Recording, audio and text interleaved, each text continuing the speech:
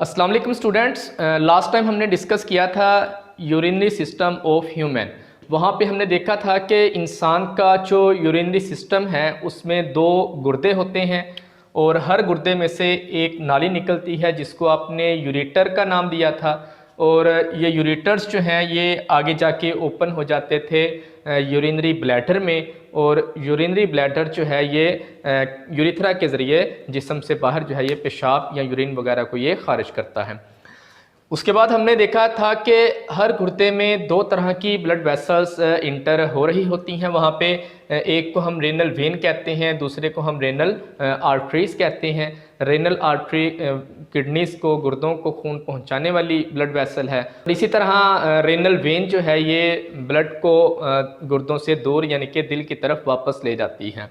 उसके बाद हमने देखा था कि अगर आप एक गुर्दे को दरमियान से काट दें तो वहाँ आपको दो हिस्से नजर आएंगे। एक को आपने रेनल कॉर्टेक्स का नाम दिया था जो बाहर वाला होता है, इसकी रंगत गहरी सुर्ख होती है, और एक अंदर वाला जिसको आपने रेनल मेडुला का नाम दिया था, इसकी जो रंगत है वो हल्की सुर्ख होती है, गहरे रंग का ये नहीं होता। उसके बाद हमने देखा था कि रेनल जो मेडुला है उसके अंदर बहुत सारे कोन शेप के वहाँ पे आपको स्ट्रक्चर नज़र आते हैं जिनको आपने रेनल पिरामिड्स का नाम दिया था। ये रेनल पिरामिड्स में से अगर आप एक रेनल पिरामिड्स को आप बाहर निकालें तो आप देखते हैं कि वहाँ उसके अंदर बहुत सारी आपको ट्यूब नुमा स्ट्रक्चर आपको नज़र आती हैं। उन ट्यूब नुमा स्ट्रक्चर को हमने नाम दिया था नेफ्रॉन का।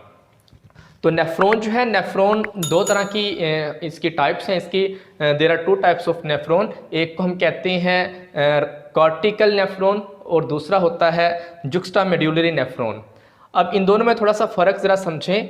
रेनल कॉर्टेक्स अभी हमने यहाँ पे जिक्र किया कि अगर आप गुर्दे को काट दें तो वहाँ दो वाज़ेह हिस्से आपको नज़र आते हैं। बाहर वाला हिस्सा जो होता है उसको आप रेनल कॉर्टेक्स कहते हैं और अंदर वाला जो हिस्सा है उसको आप रेनल मेडुला कहते हैं। तो रेनल कॉर्टेक्स में जो नेफ्रॉन पाई जाएंगी उसको आप क्या नाम देंगे? उसको आप नाम देंगे कॉर्टिकल नेफ्रॉन। फर्स्ट के देखें यहाँ पे ये नीचे वाला हिस्सा अगर हम इसको शो करें रेनल मेडुला और ये ऊपर वाले हिस्से को आप शो करें रेनल कॉर्टेक्स, तो रेनल कॉर्टेक्स के अंदर ये वाली जो देखें ये नेफ्रॉन्स पाई जा रही हैं, इनको हम क्या नाम देंगे? इनको हम नाम देंगे कॉर्टिकल नेफ्रॉन्स का। ये जो कॉर्टिकल नेफ्रॉन्स होती हैं इनका जो लूप ऑफ हेनले होता है, यू शेप का जो लूप ऑफ हेनले होता है वो रिड्यूस्ड होता है, वो छोटे साइज का होता है, उसकी लंबाई कम होती है। दूसरी जो नेफ्रॉन्स की टाइप्स है उसमें जुक्स्टामेड्यूलरी नेफ्रॉन शामिल है। अब ये जुक्स्टामेड्यूलरी नेफ्रॉन जो है इनका जो लूप ऑफ हेनले है वो डीपली जो है वो एक्सटेंड हुआ होता है इनटू रेनल जो है ट्यूब्यूल, यानी कि ये जो लूप ऑफ हेनले है अगर ये नीचे तक पहुंच जाए डीपली जो है रेनल मेडुला तक, तो उसको हम क्या कहेंगे? इस तरह के नेफ्रॉन को हम क्या नाम देंगे? इसको हम नाम देंगे जुक्स्टा जो है मेडुलरी नेफ्रॉन का। तो ये देखें फर्स्ट की अगर ये आपके पास रेनल कॉर्टेक्स है और ये वाला हिस्सा आपके पास रेनल मेडुला का है, तो ये देखें ये लूप ऑफ हेनले ये नीचे की तरफ आया हुआ है रेनल मेडुला के पास। तो अगर ये लूप ऑफ हेनले की लेंथ जो है ये रेनल मेडुला तक पहुंच जाए तो इस तरह के नेफ्रॉन को हम क्या नाम देते हैं? इसको हम नाम देते हैं जुक्स्टामेड्यूलरी नेफ्रॉन। आम हालात में ये कॉर्टिकल नेफ्रॉन्स काम ज़्यादा कर रहे होते हैं, कुछ खास स्पेशल कंडीशन है जहाँ पे जुक्स्टामेड्यूलरी नेफ्रॉन जो है वो काम करते हैं, उसको भी हम यहाँ पे आज डिस्कस करेंगे। तो लिहाजा अब हम देखते हैं कि नेफ्रॉन जो है वो काम कैसे करता है, नेफ्रॉन का फंक्शन क्या है। हमारे ब्लड के अंदर बहुत सारे क्या कहते हैं उसको यूज़फुल भी और बहुत सारे नकारा भी प्रोडक्ट्स वहाँ पे पाए जाते हैं।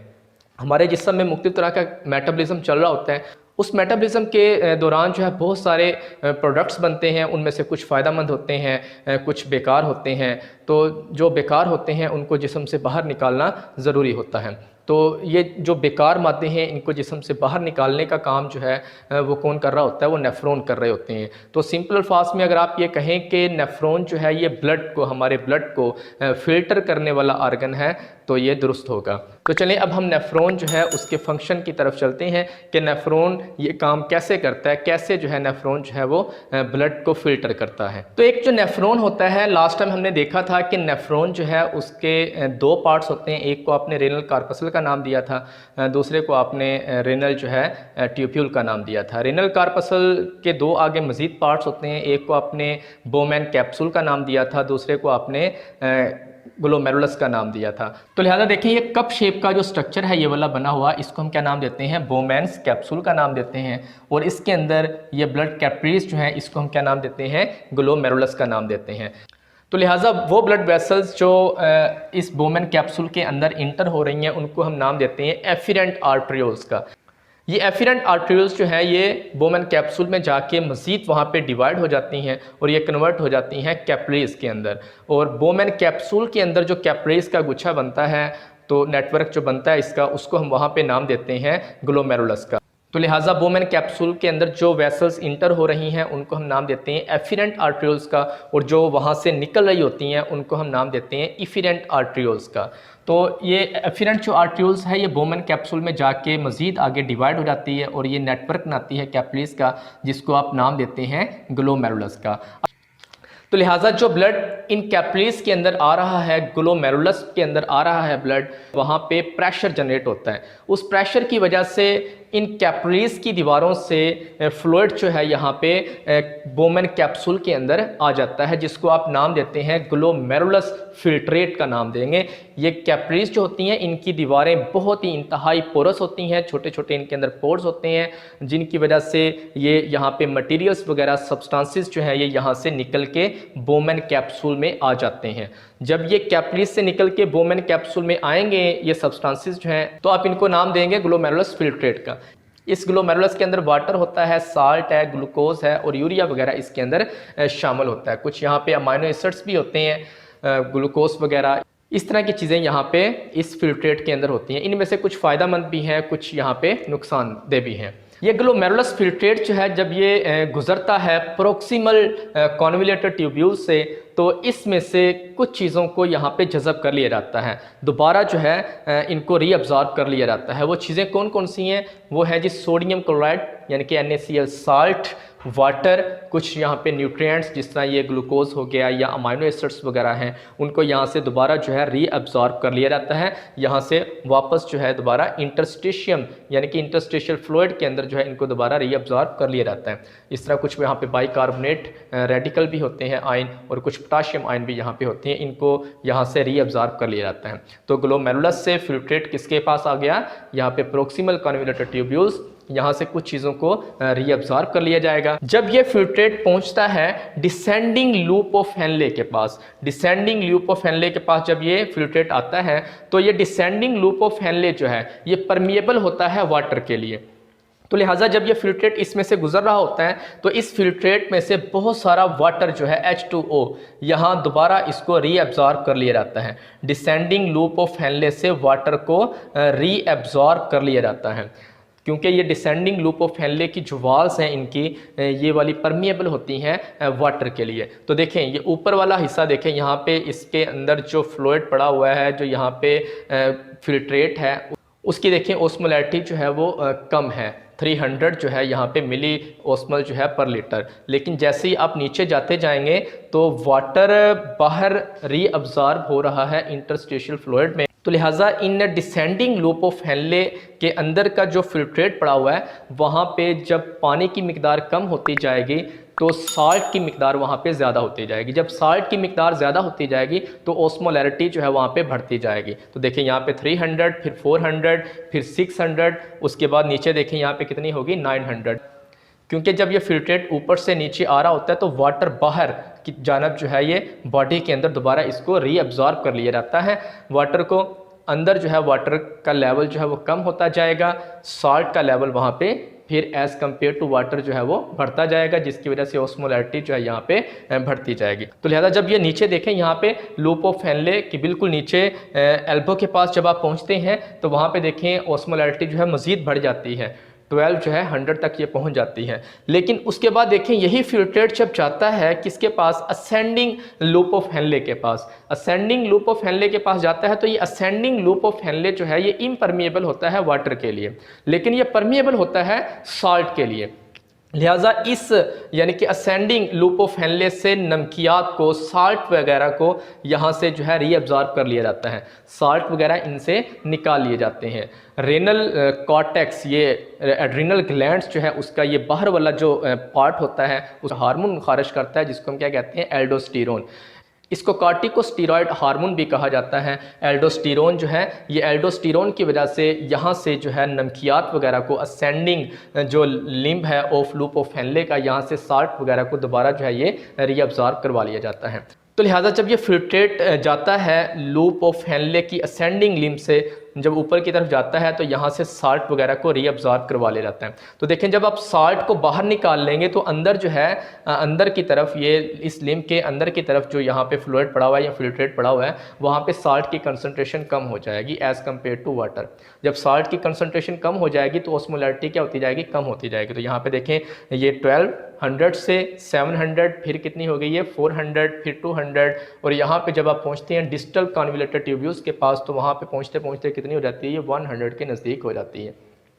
जब ये फिल्ट्रेट पहुँचता है डिस्टल कॉन्वोल्यूटर ट्यूब्यूल्स के पास तो यहाँ पे मज़ीद जो है, यहाँ पे प्रॉक्सिमल कॉन्वोल्यूटर ट्यूब्यूल्स की तरह यहाँ पे वाटर वगैरह को दोबारा जो है एब्जॉर्ब करवा लिया जाता है। कुछ वाटर हो गया, कुछ ग्लूकोज हो गया, अमाइनो एसिड्स वगैरह जो हैं यहाँ से दोबारा जो है उनको रीअब्जॉर्ब करवा लिया जाता है। तो उसके बाद देखें यहाँ पे ये फिल्ट्रेट आ जाता है किसके पास, कलेक्टिंग जो है डक्ट्स के पास। अब ये कलेक्टिंग डक्ट के पास जब ये आता है तो ख़ास कंडीशन में जब जिस्म के अंदर, जब बॉडी के अंदर पानी की मिकदार कम होती है, उसमें देखें फिर हमारे पिट्यूटरी ग्लैंड, पोस्टीरियर पिट्यूटरी से एक हार्मोन खारिज होता है, उसको हम क्या नाम देते हैं, वैसोप्रेसिन। इसको एंटीडायरेटिक हार्मोन भी कहा जाता है, ADH। इसको ADH का नाम भी दिया जाता है वैसोप्रेसिन को। तो ये उस वक्त खारिज होता है जब हमारे जिस्म के अंदर, बॉडी के अंदर, बॉडी फ्लूइड में वाटर की मिकदार क्या होती है, कम होती है। तो ये ADH क्या करता है, ये कलेक्टिंग डक्ट से वाटर को दोबारा ये रीअब्जॉर्ब करवाता है। यहाँ से वाटर जो है कलेक्टिंग डक्ट्स में दोबारा जो है ये इसको यहाँ से वाटर को क्या करवा लिया जाता है, रीअब्जॉर्ब यहाँ पे करवा लिया जाता है। जब वाटर आप फिल्ट्रेट से निकाल देंगे, बाहर निकल जाएगा, तो यहाँ पे फिर जो है इसके अंदर जो फ्लूइड पड़ा हुआ है या फिल्ट्रेट पड़ा हुआ है उसकी जो है कंसनट्रेशन फिर जो है वो बढ़ती जाएगी। देखें यहाँ पे मोलैरिटी कितनी है, ऑस्मोलैरिटी यहाँ पे 300 है, उसके बाद देखें 400 हो गई, फिर उसके बाद देखें 600 है, और एंड पे पहुंचते हुए ये कितनी हो जाती है, ये 1200 तक ये पहुंच जाती है। उसके बाद जो फिल्ट्रेट बचता है वो चला जाता है फिर किसके पास, पेल्वस के पास। पेल्वस जो है ये आगे यूरेटर के ज़रिए फिल्ट्रेट को दे देता है यूरिनरी ब्लैडर को। यूरिनरी ब्लैडर जो है ये कुछ वक्त के लिए यूरिन को स्टोर करता है, फिर जो है ये जिस्म के बाहर खारिज कर दिया जाता है। तो लिहाजा इसमें देखें पहला पार्ट देखें यहाँ पे कौन सा था, ग्लोमेरुलर फिल्ट्रेट का। वहाँ पे देखो क्या हुआ, प्रेशर के तहत वहाँ से ब्लड में से water, salt, glucose, urea, amino acid और कुछ जो है ड्रग्स वहाँ से फिल्टर होके किस में आ गई, बोमेन कैप्सूल में आ गई। तो उसको हम क्या नाम देते हैं, ग्लोमेरुलर फिल्ट्रेट का। तो जब ये फिल्ट्रेट पहुंचता है किसके पास, प्रॉक्सिमल कॉन्वोल्यूटर ट्यूब्यूल्स के पास, तो वहाँ से कुछ चीज़ों को रीअब्जॉर्ब करवा लिया जाता है। वो चीज़ें कौन सी हैं, सोडियम क्लोराइड है, वाटर है, इसी तरह जो है वहाँ पे न्यूट्रिएंट्स, कुछ ग्लूकोज, अमाइनो एसिड्स वगैरह, इसी तरह आगे बाइकार्बोनेट और पोटाशियम आयन को वहाँ पे जज़ब कर लिया जाता है, दोबारा रीअब्जॉर्ब करवा लिया जाता है वहाँ से। उसके बाद देखें जब ये फिल्ट्रेट पहुँचता है किसके पास, डिसेंडिंग लूप ऑफ हेनले के पास। तो डिसेंडिंग लूप ऑफ हेनले जो है ये परमिएबल होता है वाटर के लिए, तो वहाँ से वाटर को रीअब्जॉर्ब करवा लिया जाता है। उसके बाद देखें ये फिल्ट्रेट पहुँच जाता है असेंडिंग लूप ऑफ हेनले के पास। तो असेंडिंग लूप ऑफ हेनले में एक हार्मोन जो है जिसको हमने नाम दिया एल्डोस्टेरोन, उसके ज़ेरे असर जो है यहाँ से सोडियम क्लोराइड को रीअब्जॉर्ब करवा लिया जाता है। उसके बाद यही जो फिल्ट्रेट है ये जब जाता है डिस्टल जो है कॉन्वोल्यूटर ट्यूब्यूल के पास, तो वो प्रॉक्सिमल ट्यूब्यूल की तरह वहाँ पे वाटर वगैरह उसको दोबारा रीअब्जॉर्ब करवा लिया जाता है। अगर जिस्म के अंदर, बॉडी फ्लूइड के अंदर वाटर की मिकदार कम हो तो वैसोप्रेसिन हार्मोन खारिज होता है। वो वैसोप्रेसिन हार्मोन क्या करता है, वो दोबारा वाटर के रीअब्जॉर्प्शन को वो मोटिवेट करता है। तो कलेक्टिंग डक्ट के अंदर जब ये फिल्ट्रेट जाता है तो वहाँ से वाटर वगैरह को दोबारा रीअब्जॉर्ब करवा लिया जाता है।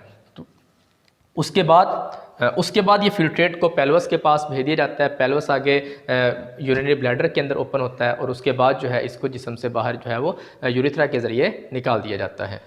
इसी तरह देखिए कुछ यहाँ पे आपको रेड कलर की ब्लड वेसल्स यहाँ पे आपको नज़र आ रही होती हैं। ये जो ब्लड वेसल्स हैं ये नेफ्रॉन की जो यहाँ पे प्रॉक्सिमल और कॉन्वोल्यूटर ट्यूब्यूल्स है वहाँ पे ये लिपटी होती हैं। ये ब्लड वेसल्स जिनको आपने कैप्रिस का नाम दिया, जब ये लिपटी होती हैं किसके इर्द गिर्द, कॉन्वोल्यूटर ट्यूब्यूल्स और डिस्टल ट्यूब्यूल के इर्द गिर्द, इनको हम नाम देते हैं पेरी ट्यूबुलर कैप्रिस का। लेकिन यही कैप्रिस जब ये नीचे पहुंच जाती हैं लूप ऑफ हेनले के पास, तो वहाँ पे जाके जब ये नेटवर्क ना रही होती हैं ब्लड वेसल्स का, तो उनको हम स्पेशल नाम देते हैं, क्या नाम देते हैं, वाजा रेक्टा का। तो ये क्या करती हैं, इनका भी फंक्शन है कि जब हमने यहाँ पे जिक्र किया कि रीअब्जॉर्ब करवा लिया जाता है चीज़ों को, तो वो रीअब्जॉर्ब होने के बाद कहाँ जाती हैं, तो रीअब्जॉर्ब होने के बाद जो चीज़ें जो हैं ये इंटरस्टेशियल फ्लूइड में जाती हैं। तो इंटरस्टेशियल फ्लूइड से ये चीज़ें जो हैं जज़ब हो जाती हैं किसके अंदर, इन कैप्रिस के अंदर, और इस तरह जो है ये ब्लड के अंदर जो है ये शामिल हो जाती हैं। यानी कि आप ये कह सकते हैं कि यहाँ पे नेटवर्क तो पूरा मौजूद है कैपिलरीज का नेफ्रॉन के इर्द गिर्द, लेकिन यहाँ पे नेफ्रॉन की जो ट्यूब्यूल्स हैं उनका और ब्लड वेसल्स के दरमियान डायरेक्ट यहाँ पे एक्सचेंज नहीं होता मटेरियल्स का, बल्कि ये नेफ्रॉन्स जो हैं इनकी ट्यूब्स क्या करती हैं, पहले यहाँ पे मटेरियल्स को खारिज करती हैं फ्लूइड के अंदर, और फ्लूइड से दोबारा जो है मटेरियल्स को जज़ब कर लिया जाता है किसके पास, पेरिट्यूबुलर कैपिलरीज या वाजा रेक्टा जो उनको क्या कर लेती हैं, जज़ब कर लेती हैं। तो लिहाजा हम कह सकते हैं कि यूरिन जो बनने का प्रोसेस है, पेशाब बनने का जो प्रोसेस है वो 3 स्टेप में कंप्लीट होता है। पहला कौन सा है, फिल्ट्रेशन, जिसको आपने नाम दिया था प्रेशर फिल्ट्रेशन का। दूसरा स्टेप है रीअब्जॉर्प्शन, जिसको आपने सिलेक्टिव रीअब्जॉर्प्शन का नाम भी आप देते हैं। और तीसरा है ट्यूबुलर सिक्रीशन। तो इसमें देखें सबसे पहले जो है ये कैपिलरीज जो पड़ी हुई है, कैपिलरीज का जो गुच्छा पड़ा हुआ है बोमेन्स कैप्सूल के अंदर, वो क्या करेगा, वहाँ पे प्रेशर के तहत जो है कुछ सब्सटेंसेस बोमेन कैप्सूल में आ जाएंगे, जिसको आप नाम देते हैं ग्लोमेरुलर फिल्ट्रेट का। उसके अंदर ग्लूकोज, वाटर, साल्ट, कुछ यहाँ पे ज़रूरी और कुछ जो है यहाँ पे बेकार चीज़ें भी होंगी, उनको जो है रीअब्जॉर्प्शन के ज़रिए उनको जो है दोबारा इंटरस्टिशियल फ्लूइड्स के अंदर दोबारा उनको जज़ब कर लिया जाएगा। वहाँ से ये ब्लड कैपिलरीज के अंदर जो है ये दोबारा डिफ्यूज़ कर जाती हैं। तो जितने भी तकरीबन ये यूज़फुल सब्सटेंस होती हैं ये प्रॉक्सिमल कन्वोल्यूटेड ट्यूब्यूल्स के अंदर उनको दोबारा जज़ब कर लिया जाता है। उसके बाद जब यही फिल्ट्रेट जो है ये ट्यूब्यूल्स के मुख्तलिफ हिस्सों से गुजरता है तो वहाँ पे साल्ट और वाटर वगैरह जो है ये ट्यूब्यूल्स के मुख्तलिफ हिस्सों में ये दोबारा जो है ये रीअब्जॉर्ब जो है ये करवा लिए जाते हैं। ट्यूबुलर सेक्रीशन जो है ये ट्यूब्यूल्स की जो वाल्स हैं जिनको आप नाम देते हैं ट्यूबुलर एपिथेलियम का, वो कुछ यहाँ पे आयंस खारिज करती है, हाइड्रोजन आयन ल्यूमेन के अंदर जो है। उनका काम क्या होता है, उनका बुनियादी काम जो है पीएच को बैलेंस करना होता है। ये जो फिल्ट्रेट यहाँ से गुजर रहा है इस फिल्ट्रेट की पीएच को क्या करना होता है, इसने बैलेंस करना होता है। तो लिहाजा ये ट्यूब्यूल्स की एपिथेलियम जो है ये ल्यूमेन के अंदर जो है ये हाइड्रोजन आयन को पीएच को बैलेंस करने के लिए वहाँ पर ये सेक्रेट करती हैं। तो इसको एक दफ़ा हम समराइज़ कर लेते हैं कि वहाँ पे देखें ग्लोमेरुलस, वहाँ से जो फिल्ट्रेट बोमेन कैप्सूल में आएगा उसको आप ग्लोमेरुलर फिल्ट्रेट का नाम देंगे। वहाँ पे कुछ ज़रूरी चीज़ें भी होंगी उसके अंदर, फिल्ट्रेट के अंदर कुछ बेकार भी होंगी, जो एसेंशियल चीज़ें होंगी जो ज़रूरी होंगी, बॉडी को रिक्वायर्ड होंगी, वो प्रॉक्सिमल कन्वोल्यूटेड ट्यूब्यूल्स में उनको जज़ब दोबारा रीअब्जॉर्ब कर लिया जाता है, जिसमें साल्ट है, वाटर है, न्यूट्रिएंट, इस तरह कुछ कार्बोनेट, बाइकार्बोनेट आयन है, कुछ यहाँ पे पोटाशियम आयन है। जब यही फिल्ट्रेट नीचे जाता है किसके पास, डिसेंडिंग लूप ऑफ हेनले के पास, तो वहाँ से वाटर को रीअब्जॉर्ब करवा लिया जाता है। जब यही फिल्ट्रेट जाता है किसके पास, असेंडिंग लूप ऑफ हेनले के पास, तो वहाँ पे साल्ट वगैरह को जो है वहाँ पे दोबारा रीअब्जॉर्ब करवा लिया जाता है। ये एल्डोस्टेरोन जो है ये काम करवाता है। उसके बाद जब ये पहुँचता है किसके पास, फिल्ट्रेट डिस्टल जो है कार्बोनेटेड ट्यूब्यूल्स के पास, तो वहाँ पे फिर जो है वाटर वगैरह, कुछ साल्ट वगैरह और कुछ जो है यहाँ पे न्यूट्रिएंट जिस तरह ये अमाइनो एसिड वगैरह हो गए, ग्लूकोज वगैरह हो गए, उनको भी यहाँ पे दोबारा रीअब्जॉर्ब करवा लिया जाता है। उसके बाद ये फिल्ट्रेट पहुंच जाता है किसके पास, कलेक्टिंग डक्ट्स के पास। तो अगर जिस्म के अंदर जो है बॉडी के अंदर वाटर की कमी हो तो जुक्स्टा जो है मेडुलरी नेफ्रॉन्स वो यहाँ पे आके अहम किरदार अदा करती हैं। वो क्या करती हैं, वो यहाँ पे वाटर को दोबारा जो है रीअब्जॉर्ब कर लेती हैं। तो ये काम जो है ये वैसोप्रेसन जो है ये काम करवाता है।